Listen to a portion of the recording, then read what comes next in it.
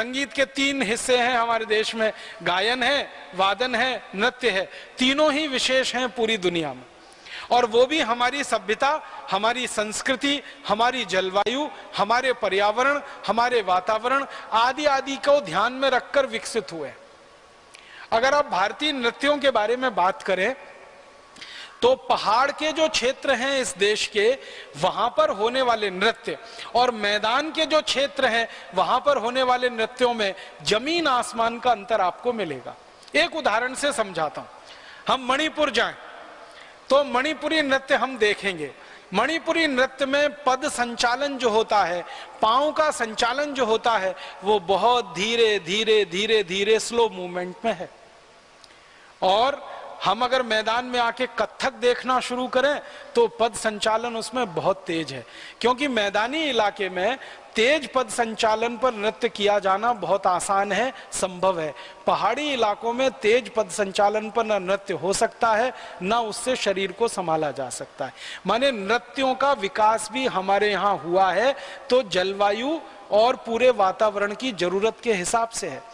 हम हिमाचल प्रदेश का नृत्य देखें, हम जम्मू कश्मीर का नृत्य देखें, हम उत्तराखंड का नृत्य देखें, हम मणिपुर का नृत्य देखें, या नागालैंड का देखें, या मिजोरम का देखें, या त्रिपुरा का देखें, इस पूरे क्षेत्र के नृत्य को आप देखेंगे जो हिमालय से लगा हुआ इलाका है, यहाँ के सभी नृत्यों में एक विशेषता है, पद संचालन बहुत धीमे हैं, क्योंकि पहाड़ वाले इलाके में होने वाले ये नृत्य हैं जहाँ पर ऑक्सीजन की पहले ही बहुत कमी होती है, इसलिए नृत्य ज्यादा तेज किए जाएंगे, ऑक्सीजन की और ज्यादा कमी होगी, शरीर के लिए भारी पड़ जाएगा, मुश्किल हो जाएगा।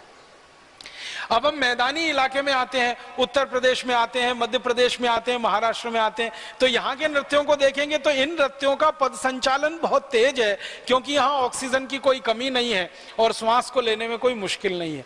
तो नृत्यों का विकास जरूरत जलवायु के हिसाब से होता है। इसी तरह गीत और संगीत का भी विकास वैसे ही होता है, गायन और वादन का। हमारे पहाड़ के इलाके के जो गीत हैं और जो गाने हैं वो बहुत धीमे गाए जाने वाले हैं, जिनकी लय धीमी है और जिनकी ताल मध्य या मंद है। बाकी जो पहाड़ी इलाके से नीचे आप चले आएंगे मैदानी इलाके में, यहाँ के गीतों की गति बहुत तेज है, उनकी लय भी थोड़ी तेज है और उनका बाकी सब कुछ स्वर व्यंजना भी वैसी ही है। तो नृत्य हो, गीत हो, या गायन हो, वादन हो, संगीत हो, ये सब एक खास तरह से विकसित हुआ है इस देश में और हजारों साल की परंपरा में विकसित हुआ है। हमारे यहाँ जो संगीत है उसकी सबसे बड़ी विशेषता ये है, किसी भी बड़े कलाकार को मैंने जब पूछा आप गाते हैं तो क्यों गाते हैं, तो कहते हैं ईश्वर प्राप्ति के लिए। किसी को नाचते हुए देखा, आप कथक करते हैं, आप मणिपुरी करते हैं, आप भरतनाट्यम करते हैं, आप कुचिपुड़ी में जाते हैं, आप जो है किसी भी शैली का नृत्य कर रहे हैं, पूछो नृत्य करने वाले से क्यों कर रहे हैं, ईश्वर प्राप्ति के लिए।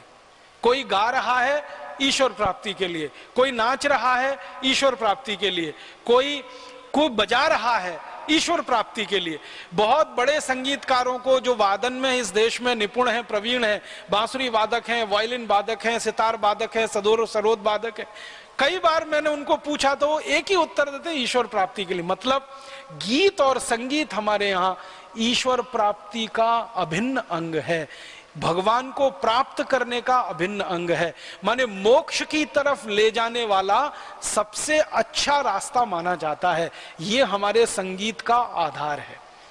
अब हमारे यहाँ पश्चिम का अंधानुकरण हुआ और पश्चिम के अंधानुकरण में, खासकर यूरोप और अमेरिका के अंधानुकरण में, हमारे गीत और संगीत की सारी हालत खराब हो गई। ना हमारा सुर बचा, ना लय बची है और ना ताल बचा है।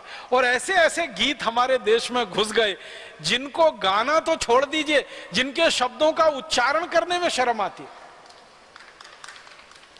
हमारे देश में ये फिल्में बनाने वाले जो फिल्मकार हैं, भगवान इनका जितनी जल्दी भला करे उतना अच्छा है।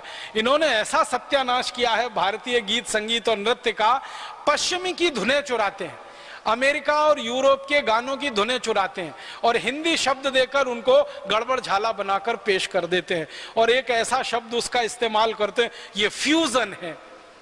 माने पश्चिम के गानों की धुन और भारत के भाषा के शब्द ये जोड़ तोड़ के, अब उसमें ना भारत बचता है ना यूरोप बचता है। वो अधकचरा हो जाता है। ना हम विदेशी हो पाते हैं, ना स्वदेशी रह पाते हैं, बीच के हो जाते हैं। इतने रद्दी रद्दी गाने, रैप म्यूजिक, पॉप म्यूजिक, फिर ये फ्यूजन म्यूजिक, और ऐसा म्यूजिक जो ना आपके समझ में ना आए ना मेरे समझ में आए, बस कान में लगाए उसको सिर हिलाते रहते, कुछ पता ही नहीं चलता, पल्ले ही नहीं पड़ता। हमारे देश में बड़ी बड़ी दीवानगी है पश्चिम के कलाकारों के प्रति। एक थोड़े दिन पहले अमेरिका का कलाकार स्वर्गवासी हो गया, भगवान उसकी आत्मा को शांति दे, माइकल जैक्सन। अब उसके गाने हिंदुस्तान में लोग सुनते हैं, समझ में नहीं आता क्या गा रहा है। फिर उसका डांस भी देखते हैं, वो भी समझ में नहीं आता क्या कर रहा है। कभी कभी तो लगता है कि सर्कस की एक्सरसाइज उसके डांस से अच्छी है, लेकिन लोग पागल हैं, परेशान हैं, दीवाने हैं। वो संगीत भी समझ में नहीं आता, क्योंकि वो उनका संगीत है, उनकी जरूरत के हिसाब से उन्होंने बनाया और विकसित किया है। हमारा संगीत हमको समझ में आएगा, उनका उनको। लेकिन ये अंधानुकरण इतना जबरदस्त है कि जो कम उम्र के युवा हैं ना, 15-16 साल से लेके 20-25 साल के, अगर उनमें से कोई युवा माइकल जैक्सन को देखता और सुनता नहीं है तो वो पिछड़ा माना जाता है। वो 18वीं सेंचुरी का है, और जो अगड़ा माना जाता है 21st सेंचुरी वाला, वो वही है जो माइकल जैक्सन को सुने, देखे और समझे, हालांकि पता कुछ भी न चले उसमें। तो ऐसी मूर्खतापूर्ण चीजें हमने हमारे संगीत में कर डाली है, नाश मार दिया है। इतने सुंदर सुंदर गीत इस देश में बने हैं, और बहुत सुंदर सुंदर गीत इस देश में चले हैं, और बहुत सुंदर सुंदर गीत लोगों के जहन में उतरे हुए हैं, वो सब भूल गए हैं। पश्चिम से आए हुए, अमेरिका यूरोप की नकल किए हुए गीतों को हमने जबरदस्ती गाना और दूसरों को बताना, ये हमारे देश में शुरू हो गया। मुझे सबसे ज्यादा दुख और अफसोस इस बात पे होता है कि भारत में संगीत जो है ना, हर एक काम में है। जीवन के हम जितने काम करते हैं, बिना संगीत के हम नहीं करते। हमारे घरों में बचपन से हमने देखा, और उच्च स्तर तक हर जगह संगीत दिखाई देता है, हर काम में, क्योंकि हम किसी काम को बोरियत नहीं मानते। हमारे यहाँ कोई भी काम बोरियत भरा नहीं है, क्योंकि हर काम में संगीत जुड़ा हुआ है। बच्चे का जन्म हो तो एक खास तरह का गीत, खास तरह का संगीत गाया जाता है, बजाया जाता है, सभी जातियों में, सभी समूहों में।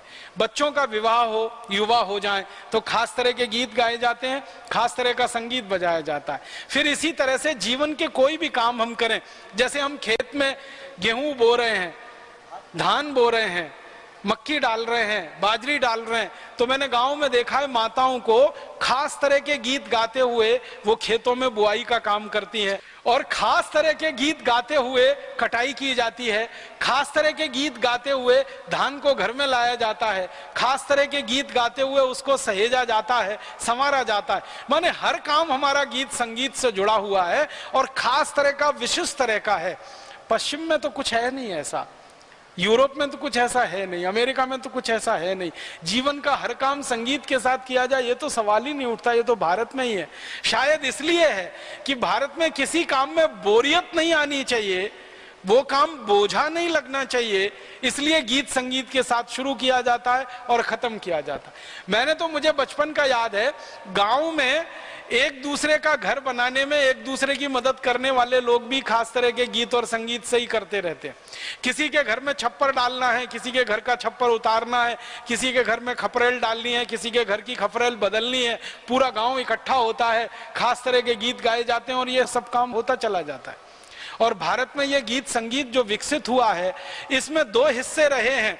एक तो लोक व्यवहार में, जिसको हम लोक धुनों वाले गीत कहते हैं, लोक धुनों वाला संगीत कहते हैं, और एक शास्त्रीय पक्ष का है संगीत और गीत। ये शास्त्रीय पक्ष के जो संगीत और गीत के हिस्से हैं, इनमें राग हैं, रागनियां हैं, सैकड़ों किस्म के राग हैं, सैकड़ों किस्म की रागनियां हैं, और लोग उनको समझते हैं, जानते हैं, सीखते हैं, सिखाते हैं, सालों साल उसमें जिंदगी लगा देते हैं।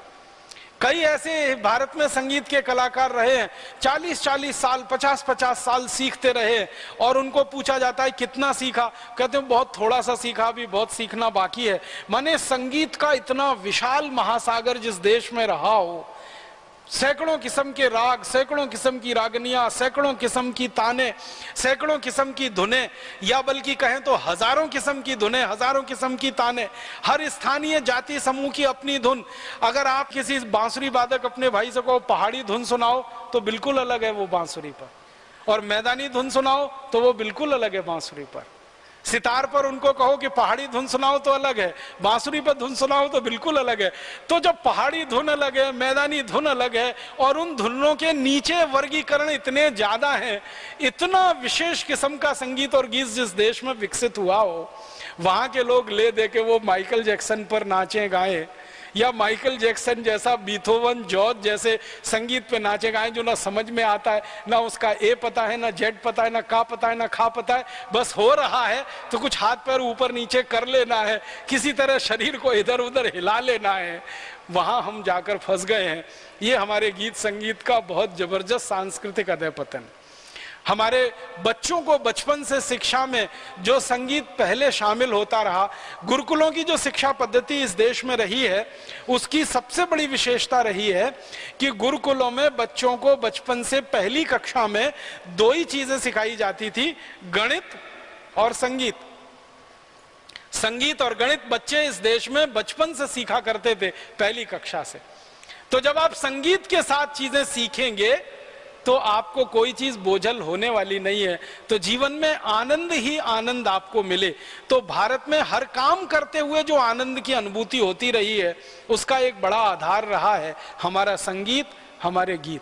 लेकिन अब वो धीरे धीरे खत्म हो रहे हैं, और उनको खत्म होने में या खत्म कराने में फिल्मों को बनाने वालों की सबसे बड़ी भूमिका है। हमारा देश का जो लोक जीवन का संगीत है, लोक जीवन के जो गीत हैं, वो फिल्म वालों ने उनका बहुत नाश किया है।